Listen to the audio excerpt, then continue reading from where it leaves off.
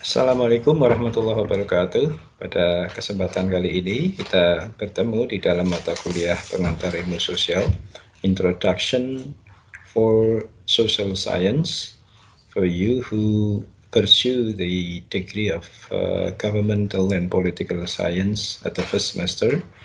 So that in this course we would like to discuss about the scope and also understanding about the social science, and also the aspect of wide variety of subtopics that related to social science.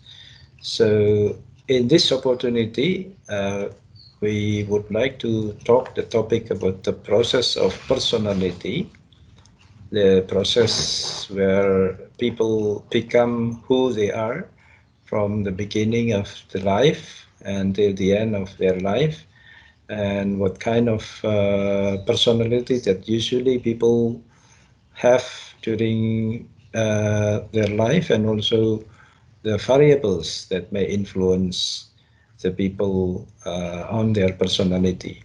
Jadi kita akan bicarakan di dalam subtopik kita ini tentang personality dan bagaimana personality itu dibangun atau dikembangkan di dalam proses sosial yang ada, dan kemudian manusia itu berproses dalam satu mekanisme tertentu. Ya. Jadi personality, perception, dan attribution itu adalah satu hal yang merupakan produk dari proses sosial yang panjang, mulai dari ketika manusia itu dilahirkan sampai mereka meninggal dunia. Ada variasi-variasi dan variabel-variabel yang menentukan bagaimana personality, persepsi, dan atribusi seseorang atau predikat seseorang di dalam individu atau personality mereka. Untuk bisa mendiskusikan tentang hal tersebut, ada beberapa terminologi yang perlu untuk diketahui oleh kita. Yang pertama, personality itu adalah a person's unique and relatively stable behavior patterns. The consistency of who you are, have been, and will become. Jadi personality itu adalah merupakan keunikan dari pribadi seseorang yang ditunjukkan oleh perilaku yang secara konsisten dilakukan oleh yang bersangkutan untuk menunjukkan siapa dirinya dan siapa masa lalu dari orang tersebut, dan kemudian bagaimana nasibnya di masa yang akan datang. Oleh karena itu, kita ketika mendeterminasi siapa diri kita haruslah berhati-hati berkaitan dengan ciri khas dari diri kita yang bisa dikenali berkaitan dengan tradisi atau kebiasaan-kebiasaan atau perilaku-perilaku yang secara rutin dilakukan, dan kemudian membentuk karakter dari kita serta menjadikan di kemudian hari kita itu menjadi seorang yang seperti apa. Kemudian the second terms itu adalah karakter, personal characteristics that have been judged or evaluated. Jadi karakter itu adalah karakteristik, ya, ciri-ciri dari seseorang yang bisa dilihat atau juga dievaluasi. Ya, karakter itu sikap mental seseorang di dalam menghadapi persoalan-persoalan hidup. Lalu yang ketiga adalah temperament, yaitu hereditary aspect of personality including sensitivity, moods, irritability, dan adaptability. Temperamen menunjukkan bagaimana seseorang bereaksi terhadap satu impuls tertentu, ya, yang bersifat sangat cepat, ya, reaksi cepat dari seseorang terhadap satu impuls. Apakah itu kesenangan, kesusahan, kesedihan, ancaman, atau juga mungkin tekanan. Itu adalah ketika orang menghadapi impuls atau rangsangan atau peristiwa di depannya yang terjadi begitu saja. Reaksi pertama dari orang itu menunjukkan bagaimana temperamen dari orang tersebut.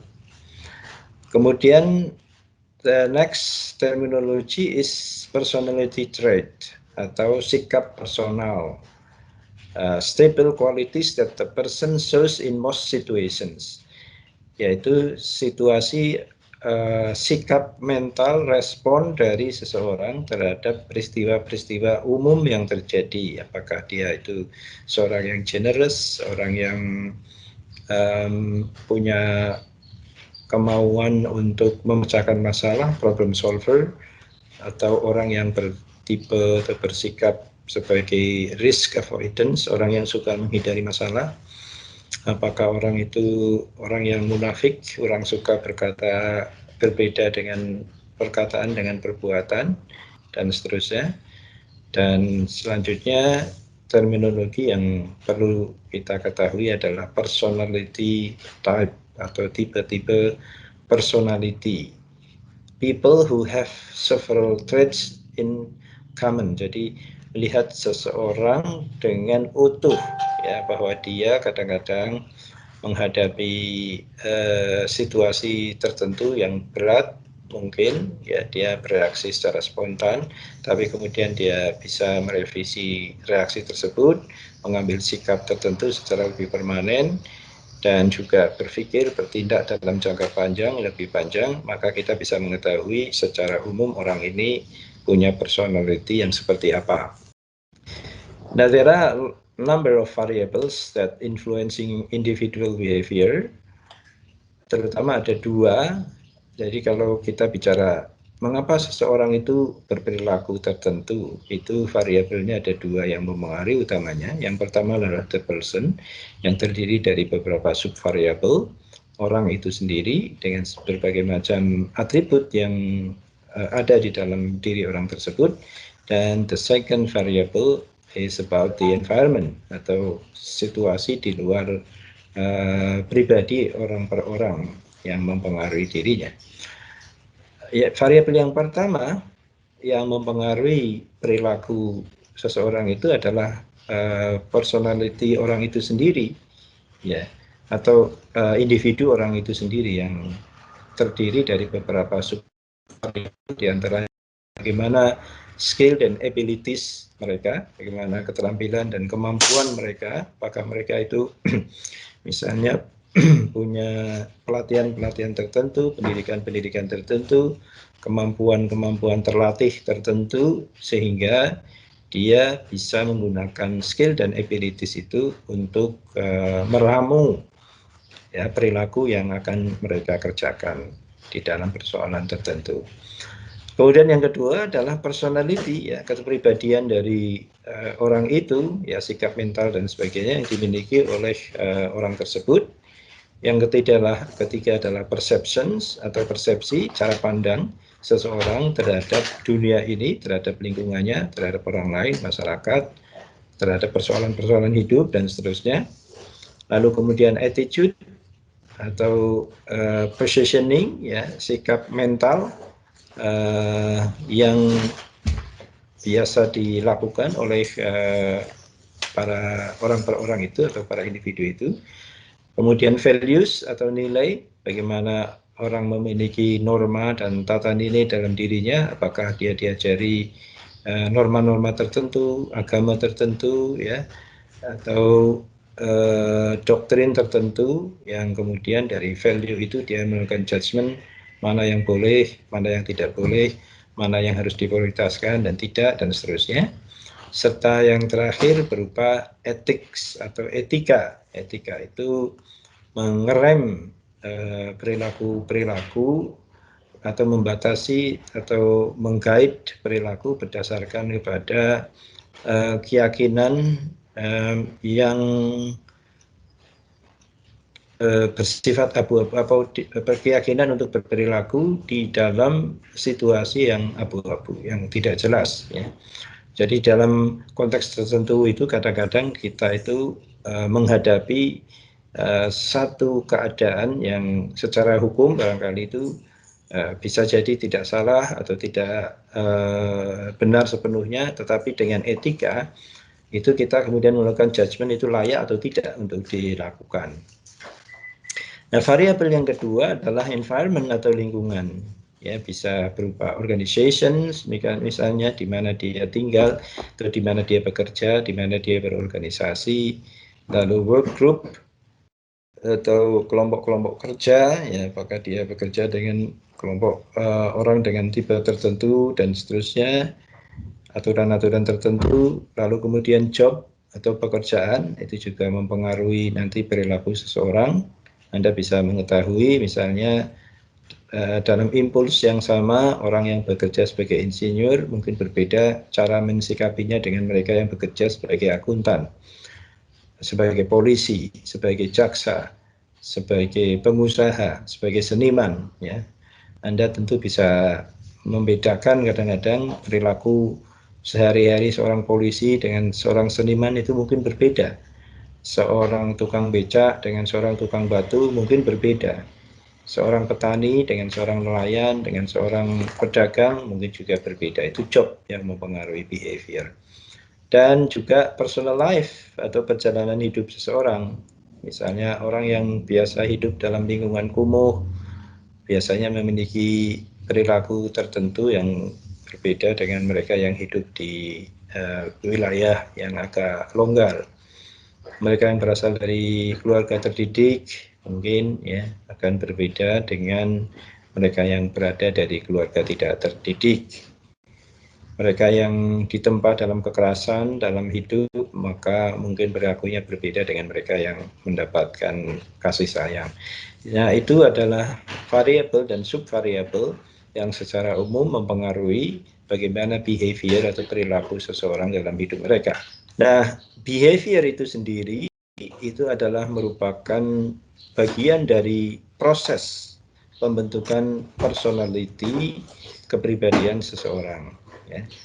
Jadi kepribadian seorang itu dipengaruhi dalam proses yang panjang meliputi variabel inherent temperament pribadi, dan kemudian influences environment ditentukan juga oleh pengaruh dari lingkungan, self concept atau paradigma yang dikembangkan oleh diri sendiri, dan juga personality behavior atau perilaku personal, yaitu membentuk karakter atau personality dari seseorang.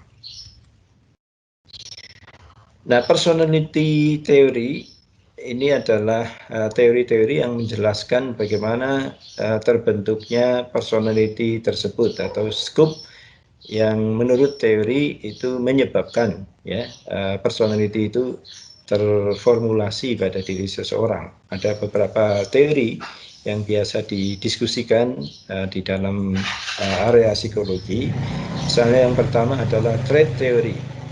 Trait theory itu understand individuals by breaking down behavior patterns into observable traits. Traits atau sikap, teori sikap itu adalah teori yang memahami individu-individu dengan menganalisis pattern behavior atau pola perilaku seseorang di dalam beberapa sikap yang bisa dilihat. Ya. Kemudian teori yang kedua adalah psychodynamics theory yang mengemphasize the unconscious determinants of behavior. Dalam teori psikodinamik ini nanti kita akan bahas, itu mengkonsepsikan bahwa seseorang berperilaku dalam pola perilaku tertentu itu sebenarnya dideterminasi oleh hal-hal yang tidak kelihatan, ya, hal-hal yang bersifat unconscious ya, atau bawah sadar, ya. Jadi tidak sepenuhnya rasionalistik, tetapi mungkin merupakan dari proses yang secara tidak sadar itu mengokupai ya personality seseorang itu. Kemudian yang ketiga adalah humanistic theory, emphasizes individual growth and improvement Jadi melihat bagaimana perilaku atau personality seseorang itu dari tumbuh dan improve-nya seseorang dalam hidup mereka. Jadi kalau orang tuanya galak misalnya, barangkali anaknya juga galak. Orang tuanya gampang stres, anaknya gampang stres. Orang tuanya suka maki-maki, anaknya suka maki-maki. Oleh karena itu kalian nanti kalau punya anak, hati-hatilah, jangan sampai perjalanan pertumbuhan anak kalian itu dipengaruhi oleh hal-hal yang negatif. Ya, tanamkan hal-hal yang positif. Kemudian yang keempat adalah integrative approach, describes personality as composite of an individual psychological processes. Jadi di dalam konteks teori integratif itu menggambarkan bahwa terbentuknya personality seseorang itu sesungguhnya merupakan hasil dari proses yang integratif yang panjang dari berbagai macam variabel yang tidak tunggal, tidak bisa diidentifikasi secara pasti satu sama lain antar individu itu akan universal, ya, masing-masing punya jalur yang berbeda-beda atau punya trajektori yang berbeda-beda. Nah, teori tentang traits atau sikap ini misalnya sering mengacu kepada teori yang dikembangkan oleh Gordon Allport. Dia mengemukakan beberapa konsep, yaitu misalnya common traits, characteristics shared by most members of a culture. Sikap itu menurut Gordon ada yang bersifat umum, ya, jadi satu kesatuan wilayah misalnya organisasi, lalu kemudian mungkin budaya, beberapa ciri yang sama. Nah, personality orang yang misalnya berkultur tradisional dengan modern mungkin berbeda. Orang yang berasal dari desa dengan dari kota itu personality-nya juga bisa jadi lain. Mereka yang tumbuh dalam satu etnis tradition tertentu juga berbeda dengan tradisi etnis yang lain dan seterusnya.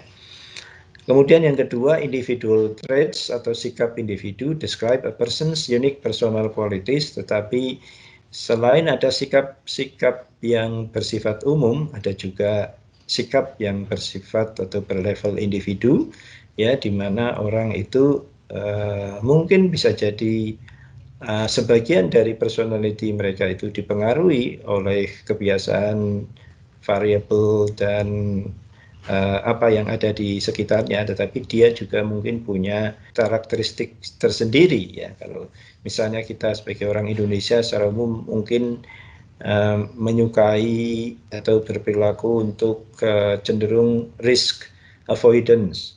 Orang Indonesia itu secara umum tidak menyukai konflik, ya. Walaupun konflik itu bisa positif, bisa negatif, tapi secara umum orang Indonesia itu kalau ada konflik sukanya menghindar. Tapi bisa jadi secara individu per individu ada juga orang yang suka tantangan, suka menghadapi konflik secara gentle. Ya, itu individual traits yang mungkin bisa jadi berbeda atau sama dengan common traits, ya. Lalu yang ketiga, cardinal traits, so basic that all of person's activities can be traced back to the trait. Ya, cardinal traits itu sesuatu yang secara umum itu mendasari, ya, semua aktivitas seseorang.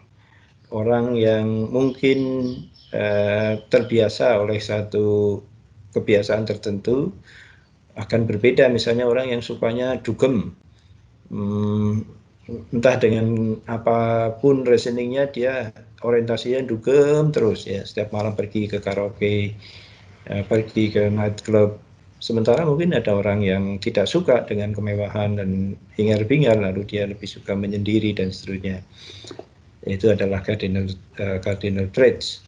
Lalu central traits, core qualities of personality atau sikap inti dari personalitas seseorang, ya, yang itu berada di lubuk paling dalam. Sebenarnya dia memiliki tujuan hidup apa, ya, bisa jadi dia mungkin satu ketika melakukan perbuatan-perbuatan yang sama dengan orang lain, tapi niat di dalam diri setiap orang mungkin berbeda-beda. Sama-sama misalnya pergi ke lapangan, satunya ingin mengerjakan sesuatu yang menolong orang lain, satunya ingin mencuri barang di tempat tersebut, satunya mungkin hanya ingin bersenang-senang, berkenalan dengan orang lain, yang lain mungkin hanya cari makanan dan seterusnya. Jadi itu central traits atau sikap yang paling dalam dari diri seseorang yang mendasari niat-niat mereka melakukan sesuatu. Ya. Kemudian secondary traits, inconsistent or superficial aspect of a person. Nah ini kebalikan dari central traits. Kalau central traits itu sebenarnya adalah lubuk hati yang paling dalam dari seseorang, yang kemudian menderivat bagaimana dia berperilaku atau meniatkan diri melakukan sesuatu. Sedangkan secondary traits itu bisa jadi dia melakukan sesuatu tetapi sebenarnya bukan atau berbeda dengan apa yang ada di dalam niatnya. Misalnya kalau orang bisa jadi pergi ke nightclub, bisa jadi orang sama-sama pergi ke nightclub itu, ya itu sebagai secondary traits, tapi orang yang si A barangkali pergi ke nightclub untuk berdakwah, mengajak orang kepada kebaikan. Sedangkan si B pergi ke nightclub supaya bisa dapat cewek cantik atau cowok ganteng, ya, untuk senang-senang berhura-hura.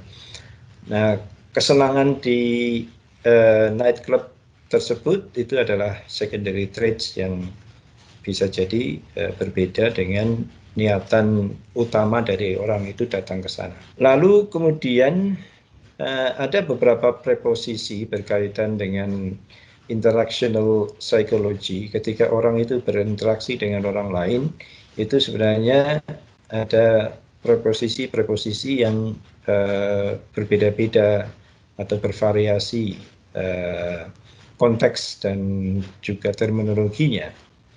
Behavior itu function of continuous multidirectional interaction between person and situation.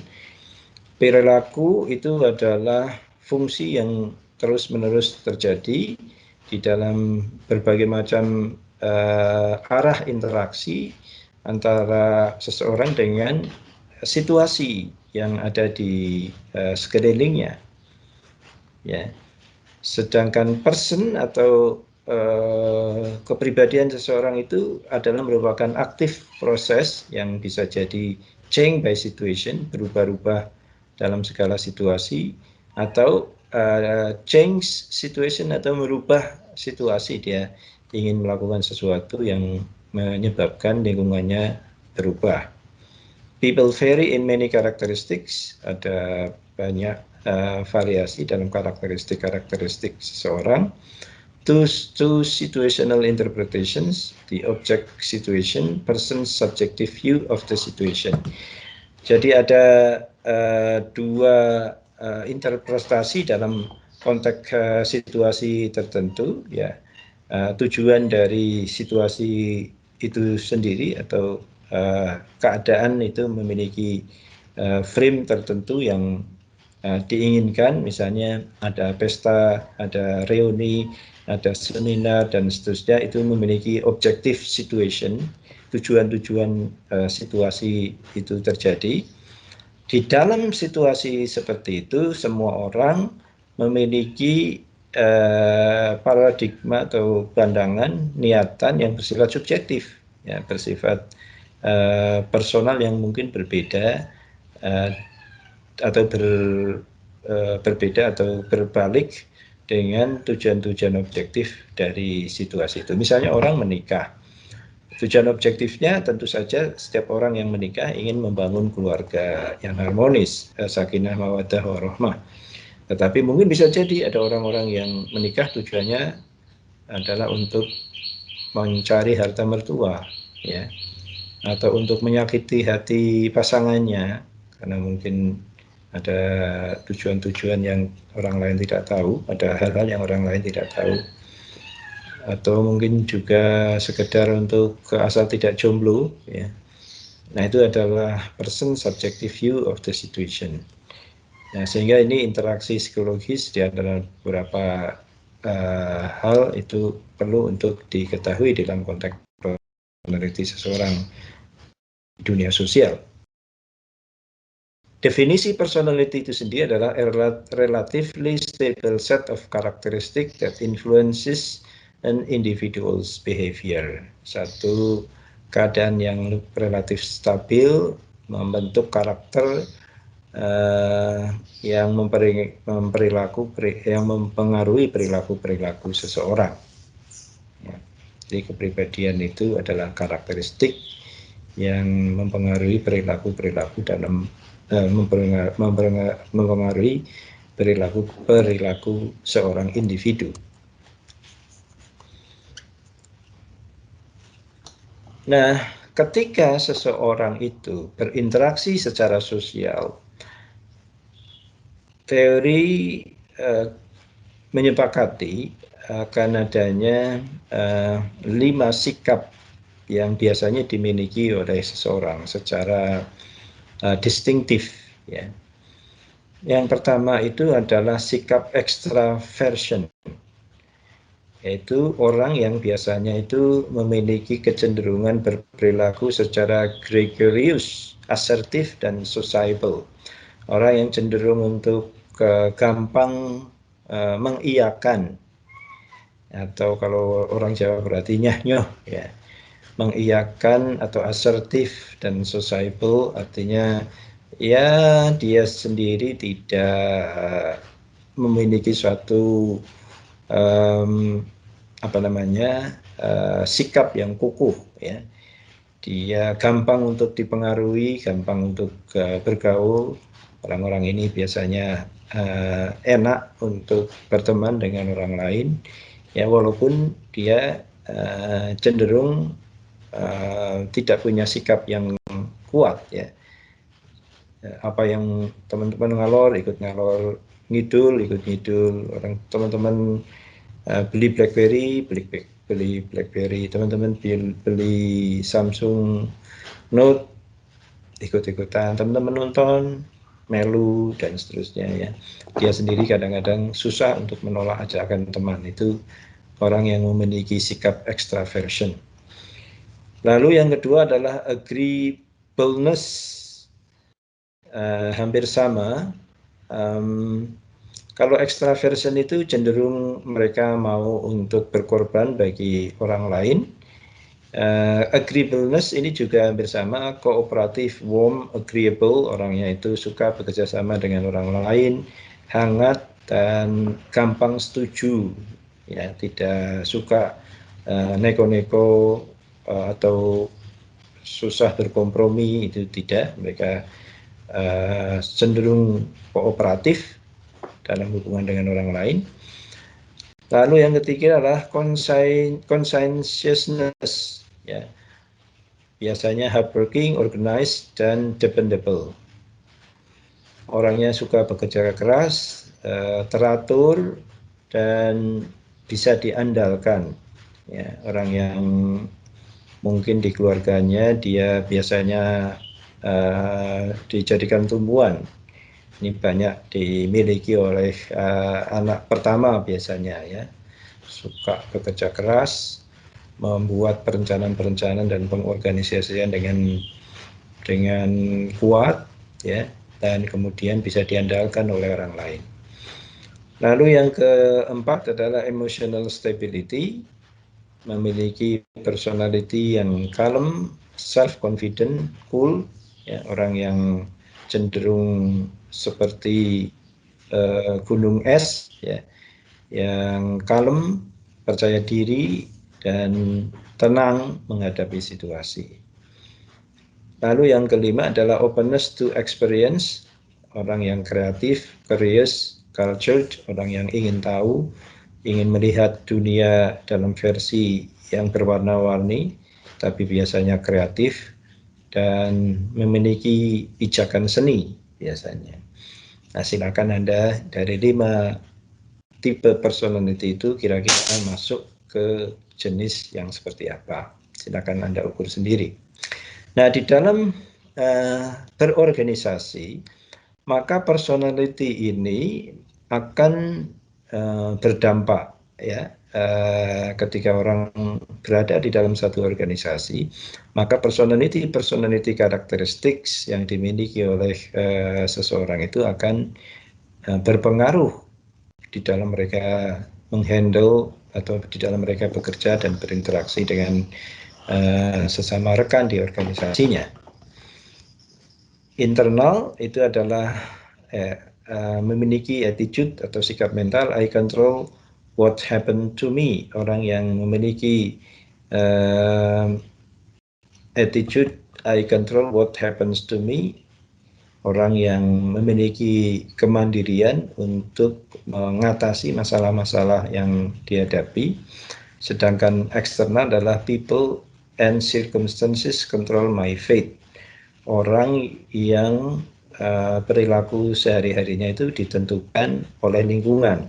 Jadi ada orang yang memiliki attitude internal, ada yang memiliki attitude eksternal. Orang yang memiliki attitude internal itu cenderung mendominasi lingkungan, dan sebaliknya yang memiliki attitude eksternal itu cenderung dipengaruhi atau didominasi oleh lingkungan sekitarnya. Dia hanya ikut-ikutan. Di dalam konteks personal karakteristik di organisasi itu juga ada konsep atau istilah self-efficacy. Beliefs and expectations about one's ability to accomplish a specific task effectively.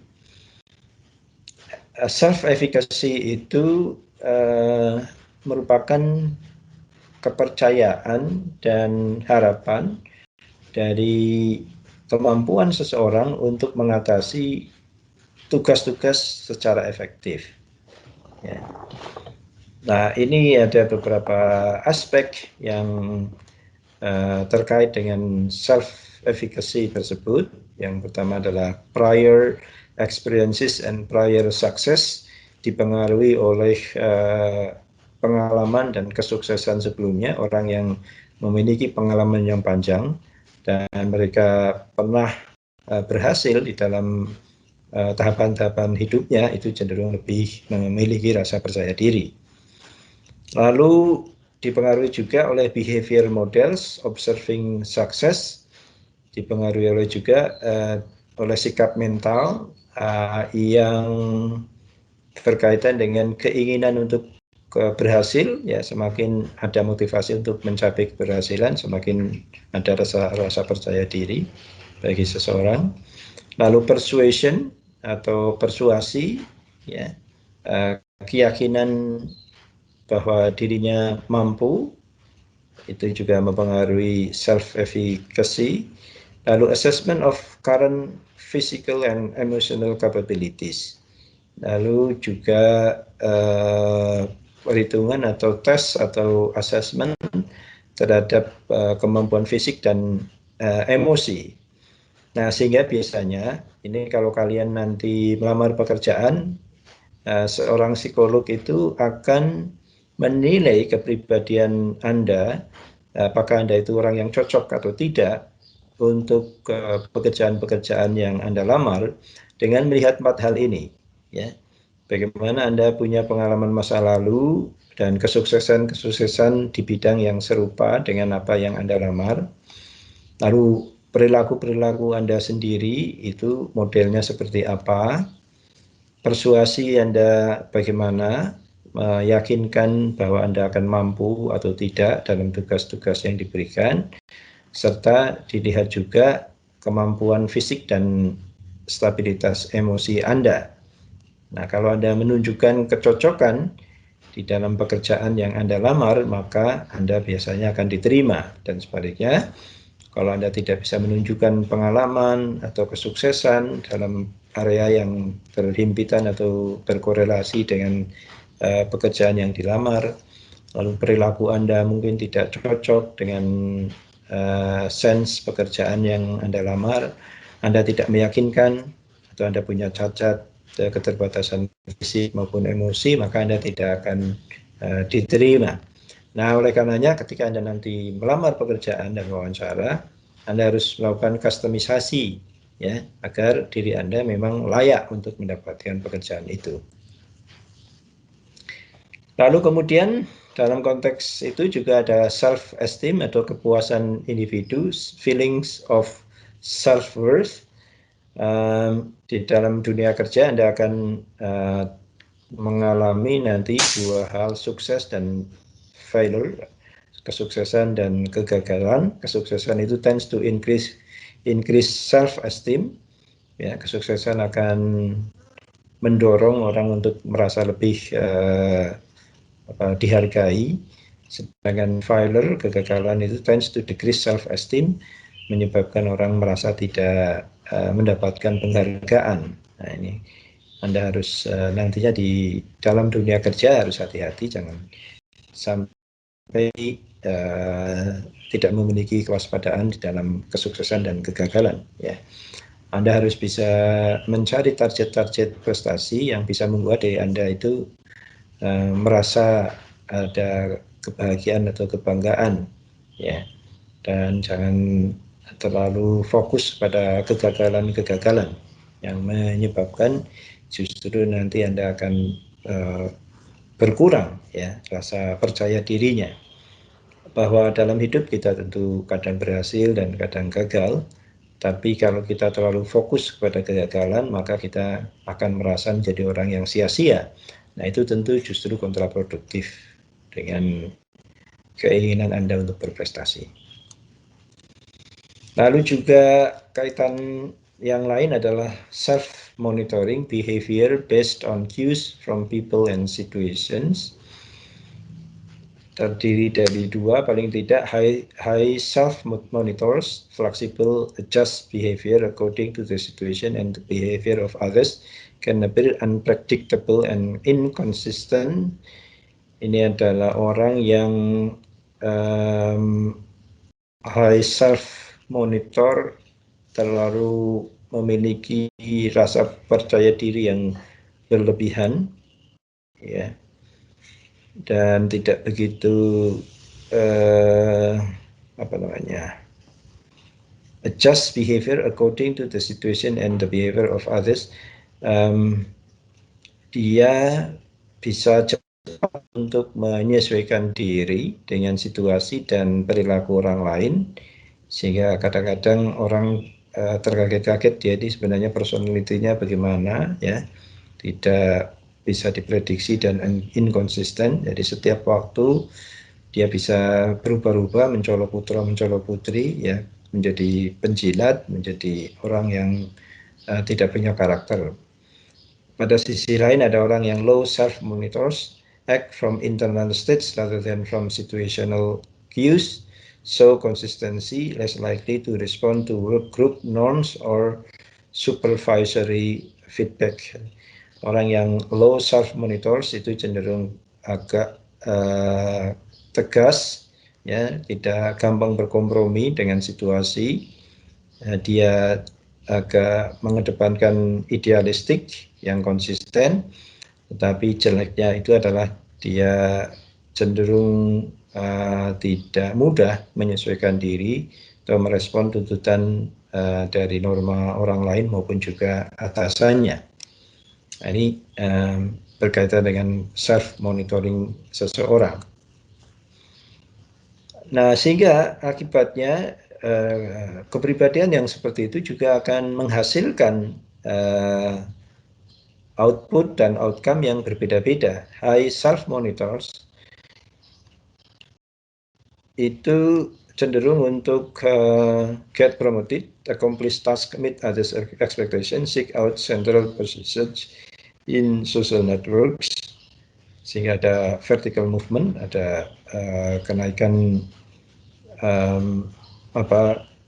promosi yang lebih cepat biasanya, ya, ke atas. Kemudian change employers, ya, initiating self promotion ke atas dan ke samping, dia bisa menyesuaikan diri. Dan high self monitors make job related geographic move, ke pindah-pindah, mudah untuk pindah ke situasi atau daerah yang berbeda. Ya, mereka bisa menyesuaikan diri secara horizontal. Pada tour of duty mereka bisa mengembangkan secara cepat. Tapi bukan berarti juga bahwa yang low self monitors itu mengalami hal yang negatif, tapi ini dalam konteks preferensi kecepatan dan akselerasi penyesuaian saja terhadap perubahan-perubahan yang terjadi di sekitarnya. Lalu tendency of responses, behavior based on the way responding to the impulse. Karakteristik seseorang itu juga bisa dilihat dari tendensi merespon situasi. Ada yang bersifat positif, and individual's tendency to accentuate the positive aspect of oneself, other people, and the world in general.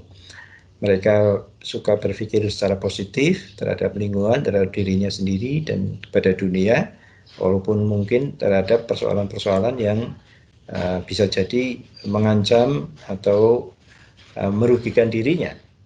Sedangkan orang yang negatif affect itu adalah an individual's tendency to accentuate the negative aspect of oneself, other people, and the world in general. Orang yang memiliki negative affect itu biasanya selalu melihat orang lain dari sisi negatif, ya tidak melihat dari sisi positif, cenderung untuk mengungkapkan atau mencari-cari kesalahan daripada memperbanyak sikap untuk merespon kebaikan dari seseorang atau lingkungan atau organisasi.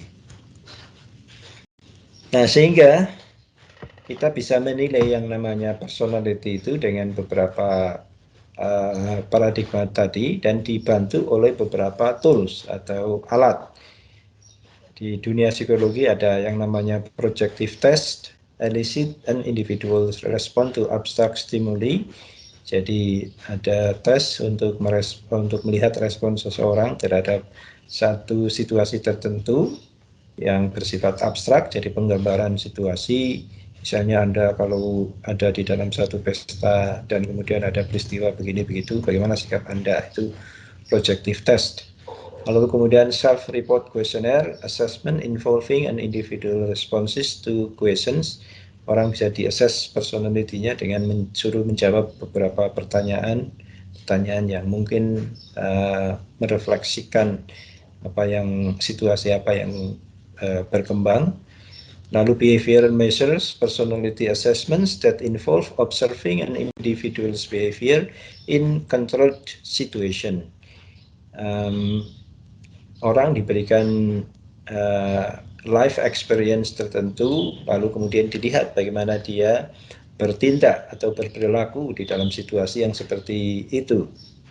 Dan yang selanjutnya adalah Myers-Briggs type indicators, instrument measuring Jung's theory of individual differences. Ini satu alat yang didasarkan kepada teori Jung tentang perbedaan individu. Ya, ada alat ukur yang dibuat untuk mengetes personality seseorang. Nah, itu hal-hal yang berkaitan dengan sikap atau trait. Kemudian konsep yang berkaitan dengan psychoanalytic theory ini dikembangkan oleh psikolog bernama Sigmund Freud, seorang dari Venice, Italia, seorang ilmuwan yang menggambarkan bahwa manusia itu berada pada 3 level sikap ketika seseorang itu menghadapi suatu stimuli. Itu dia akan memiliki 3 layer, ya, kesadaran yang muncul untuk diwujudkan dalam perilaku pada akhirnya. Yang pertama adalah unconscious, ya, ketidaksadaran atau bawah sadar, alam bawah sadar. Orang berperilaku dipengaruhi oleh alam bawah sadar mereka. Lalu pre-conscious atau pra kesadaran, ya. Dan yang ketiga adalah conscious atau sikap mental atau perilaku yang terjadi betul-betul dilakukan secara sadar. Nah, ketiga-tiganya ini tentu dipengaruhi oleh situasi di mana misalnya satu peristiwa terjadi secara cepat atau dalam jangka waktu yang menengah, jangka waktu yang panjang, dan level dari tiga tingkat sikap ini diperlihatkan mungkin secara berbeda-beda dalam jangka waktu tertentu itu. Nah, akan tetapi secara umum manusia itu bisa juga dibagi dalam tiga segmen sikap perilaku mereka, dan ada segmen-segmen di antara tiga ini yang mendominasi atau juga yang bersifat minor. Ya.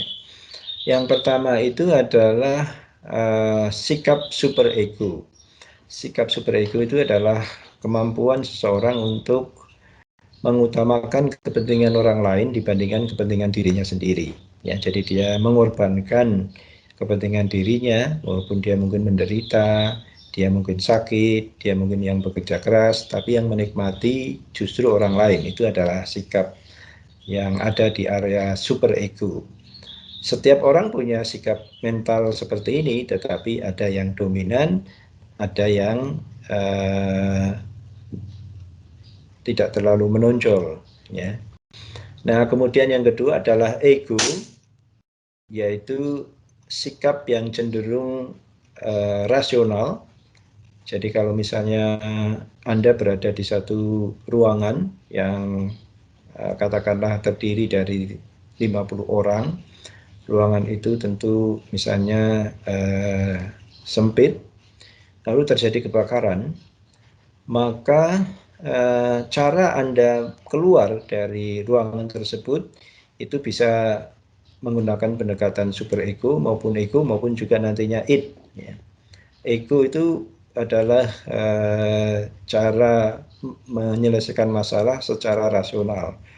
Misalnya kalau di ruangan itu ada 50 orang, pintu keluar ruang hanya satu, semua orang ingin keluar, maka kemudian Anda melakukan perundingan dengan orang lain, itu adalah ego. Kalau super ego, Anda mempersilahkan orang lain untuk keluar ruangan terlebih dahulu agar mereka selamat. Nah, yang id ini adalah sebaliknya, mengutamakan diri sendiri di atas kepentingan orang lain. Jadi Anda akan merebut posisi yang pertama dengan menginjak, menendang, menyikut orang lain agar Anda sendiri yang lebih utama selamat dari kebakaran. Nah, semua orang punya ketiga aspek ini, tapi ada yang menonjol super ego, ada yang id. Ya. Ini adalah teori psikoanalitik menurut Sigmund Freud.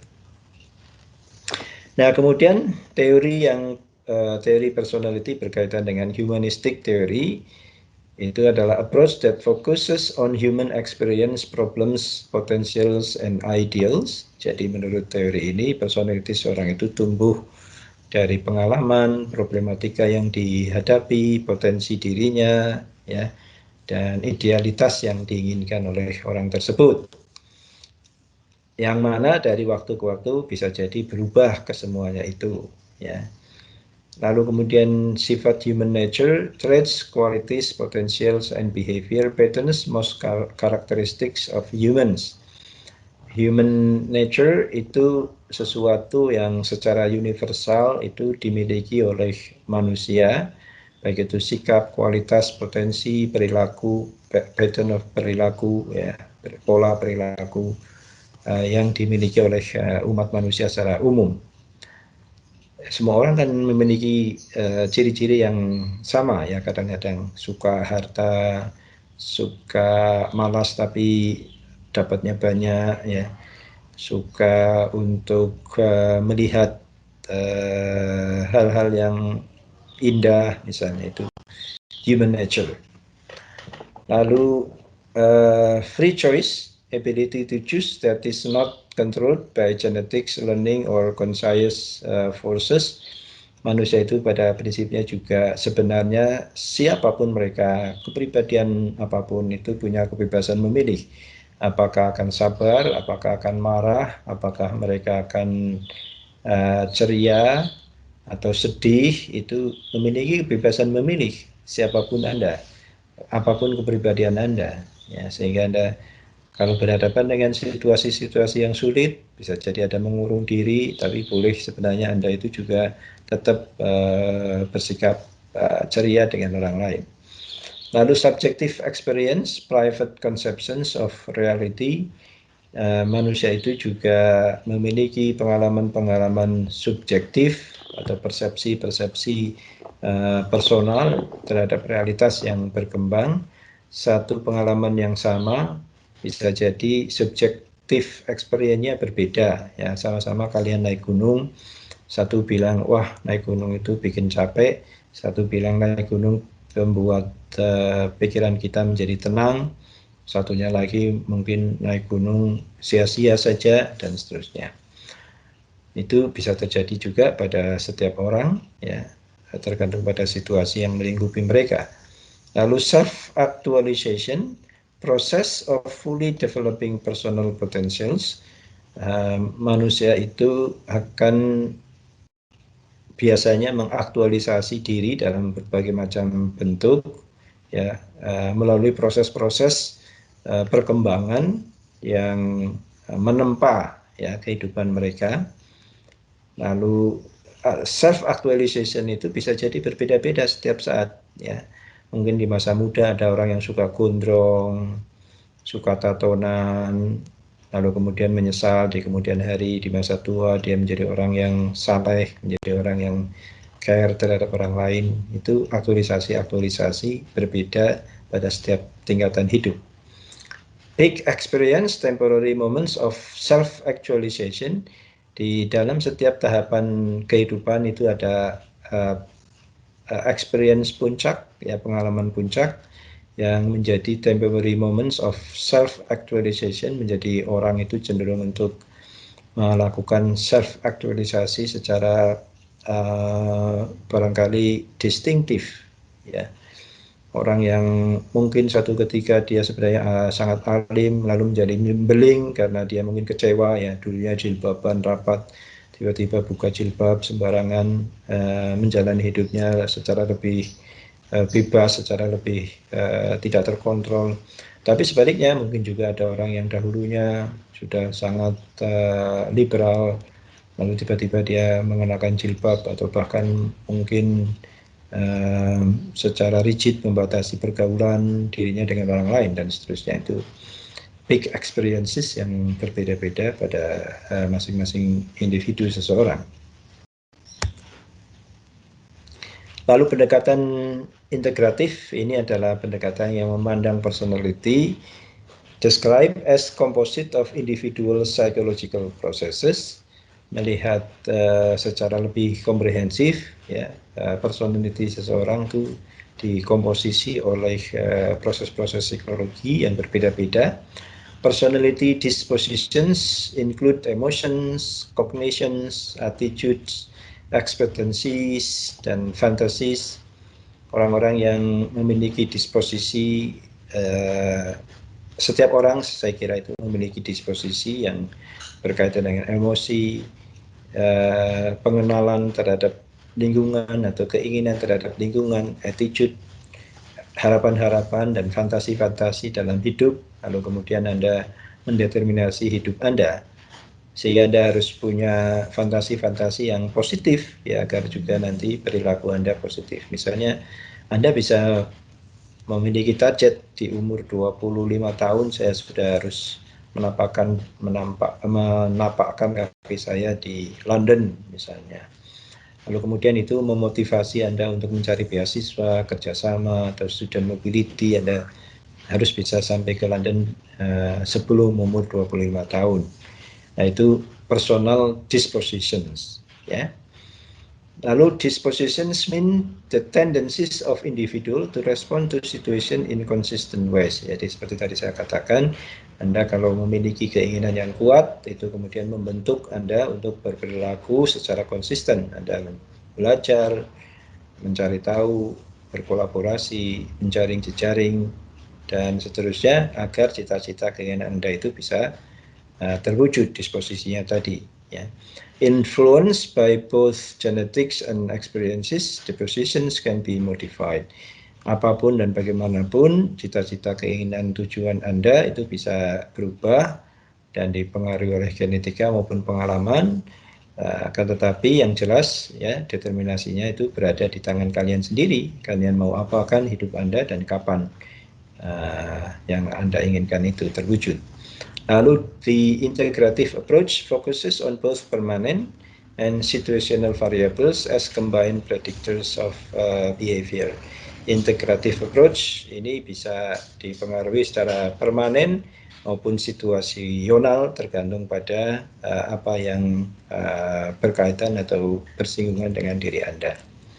Nah, itu saya kira kuliah kita untuk kesempatan kali ini. Mudah-mudahan bisa bermanfaat. Sampai bertemu di kesempatan yang lain. Terima kasih. Assalamualaikum warahmatullahi wabarakatuh.